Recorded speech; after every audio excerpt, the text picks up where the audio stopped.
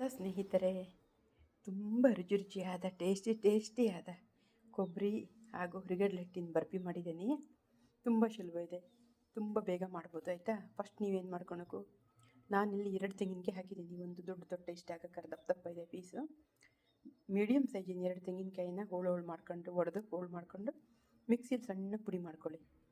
ಮಿಕ್ಸಿಗೆ ಸಣ್ಣ ಪುಡಿ ಮಾಡ್ಕೊಂಡಾದ್ಮೇಲೆ ಅದನ್ನು ಸ್ವಲ್ಪ ಹುರಿರಿ. ಹಾಗೆ ಸಣ್ಣ ಬೆಂಕಿಲಿ ಸ್ವಲ್ಪ ಹುರಿದು ಆಮೇಲೆ ಅದಕ್ಕೆ 2 ತೆಂಗಿನಕಾಯಿ ಅಂತಂದ್ರೆ ನಾನು ಇದಕ್ಕೆ 1.5 ಪಾವು ಸಕ್ಕರೆ ಹಾಕಿದ್ದೀನಿ. ಅಂದರೆ ಕಪ್ಪಿನಲ್ಲಿ 3 ಕಪ್ಪು, ಮೀಡಿಯಮ್ ಕಪ್ಪಲ್ಲಿ 1/4 kg ಪಾವು ಮತ್ತು ಅರ್ಧ ಅದರಲ್ಲಿ. ಓಕೆನಾ?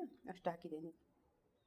ಹಾಕಿ ಚೆನ್ನಾಗಿ ಮಗ್ಚಿದೆ. ಒಂದು ಅರ್ಧ ಮಗಚ್ಚಿಗೆ ಸ್ವಲ್ಪ ಏಲಕ್ಕಿ ಪೌಡ್ರ್ 1 ಚಮಚ ತುಂಬ ಹಾಕಿದೆ. ಆಮೇಲೆ ಸ್ವಲ್ಪ ಪಾಕ ಬರ್ತಾ ಹೋದಂಗೂ ಲಾಸ್ಟಿಗೆ ಹುರಿಗಡಲೆ ಹಿಟ್ಟನ್ನು ಒಂದು 150 ಗ್ರಾಮ್ ತನಕ ಹಾಕ್ಬೋದು. ಅದಕ್ಕಿಂತ ಜಾಸ್ತಿ ಬೇಡ, 150-200 ಗ್ರಾಮ್ ಒಳಗೆ ಹಾಕ್ಬೋದು.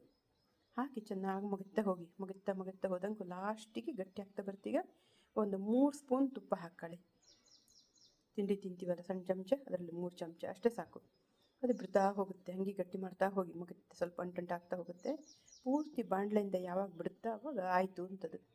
ಹಾಗೆ ಸ್ವಲ್ಪ ಬಂದ್ ಮಾಡಿ ಒಂದು 2 ನಿಮಿಷ ಇಟ್ಟು ಬಾಣಲೆಯಲ್ಲಿ, ನಂತರ ಅದನ್ನು ಒಂದು ದೊಡ್ಡ ತಟ್ಟೆಗೆ ತುಪ್ಪ ಸ್ವಲ್ಪ ಸವರ್ಕೊಂಡು ಈ ರೀತಿ ಹಾಕಿ ಚೆನ್ನಾಗಿ ತಟ್ಟಿ ಅದನ್ನು ಆರಿದ ಮೇಲೆ ಅದನ್ನು ನಿಮಗೆ ಯಾವ ಶೇಪ್ ಬೇಕೋ ಆ ಒಂದು ಆಕಾರಕ್ಕೆ ಅದನ್ನು ಕಟ್ ಮಾಡ್ಕೊಳ್ಳಿ.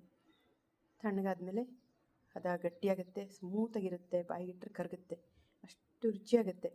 ಏನೂ ಬೇಡ ಇದಕ್ಕೆ. 2 ತೆಂಗಿನಕಾಯಿ, 1/4 ಪಾವ್ನಲ್ಲಿ 1 ಪಾವು ಅದರ ಅರ್ಧ ಸಕ್ಕರೆ, ಅಂದರೆ 3 ಕಪ್ ಸಕ್ಕರೆ, ಆಮೇಲೆ ಏಲಕ್ಕಿ ಪೌಡ್ರು, ಒಂದು 150-200 ಗ್ರಾಮ್ ಒಳಗೆ ಹುರಿಗಡಲೆ ಹಿಟ್ಟು, ಒಂದು 3 ಚಮಚ ತುಪ್ಪ ಅಷ್ಟೇ ಇದಕ್ಕೆ ಬೇಕಾಗಿರೋದು. ಎಲ್ಲರೂ ಮಾಡಿ, ತುಂಬಾ ರುಚಿಯಾಗಿರುತ್ತೆ. ಎಲ್ಲ ಮಾಡಿ ಗೊತ್ತಾಗಲಿಲ್ಲ ಅಂದರೆ ಕೇಳಿ, ಯಾರಿಗಿನ್ನೂ ಗೊತ್ತಿರಲೋ ಖಂಡಿತ ಕೇಳಿ ಹೇಳ್ತೀನಿ. ಓಕೆ? ಇದು ನಾನು ತಿಳಿದು ಮಾಡಿರೋದು. ಎಲ್ಲರೂ ಮಾಡಿ. ಎಲ್ಲರಿಗೂ ಒಳ್ಳೆಯದಾಗಲಿ.